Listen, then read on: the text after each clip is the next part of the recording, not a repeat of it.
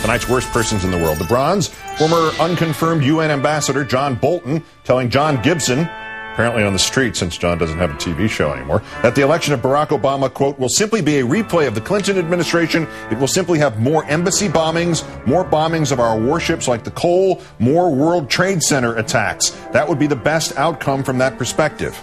Mr. Unconfirmed Ambassador, I don't know how to break this to you, but the World Trade Center attacks occurred on September 11th, 2001, on your watch. Mr. Bush's administration, not Mr. Clinton's. History will blame George Bush. Sorry.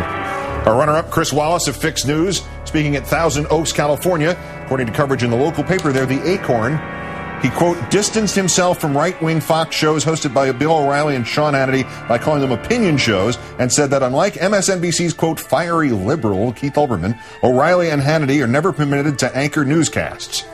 Chris, you're 60. Stop being naive. Everything on Fox is an opinion show, and of course Fox permits them to anchor newscasts. They let O'Reilly anchor on primary nights. They let Hannity and Combs anchor on primary nights. They let you anchor on primary nights. But our winner, Paula Froelich of the gossip section of Rupert Murdoch's New York Post, whose writers are divided into those who have been found taking bribes and those who have not yet been found taking bribes. As we told you last night, she made up a story about Chris Matthews and me seeking to succeed our friend, the late Tim Russert.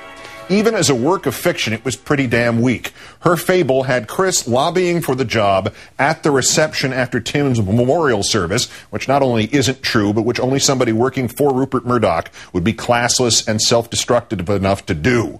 Her hallucination had me threatening to quit if I didn't get the job, which not only isn't true, but which, as I said last night, does not account for the fact that I am not qualified for Tim Russert's job. Ms. Froelich, however, knowingly and maliciously printed the falsehoods and has now had Bill Hoffman make something else up. He's another staffer at Page 6, whose writers are divided into those who have been found taking bribes and those who have not yet been found taking bribes. Eek. Mr. Hoffman was told today to make something up for tomorrow's paper about my supposed recent diagnosis of Whitmack-Ekbom's syndrome, a neurological condition in which sleep is sometimes interrupted by odd nerve sensations, usually in the limbs. Hoffman has been told to write about the sexual side effects of a new drug prescribed for the disease and to make up something about whether or not the new drug is affecting me, which gives him a hobby, but unfortunately, with the Post's usual dead-on inaccuracy, has nothing to do with me, since my diagnosis was not recent. It was in the mid-1990s, and I've never taken the drug he's going to be making stuff up about tomorrow. Returning to Ms. Froelich, meantime, she told an online gossip site, quote, perhaps Keith, who is as infantile as he is narcissistic, should preach to his viewers about things that actually matter to them rather than himself. But then again, there are only 300,000 of them.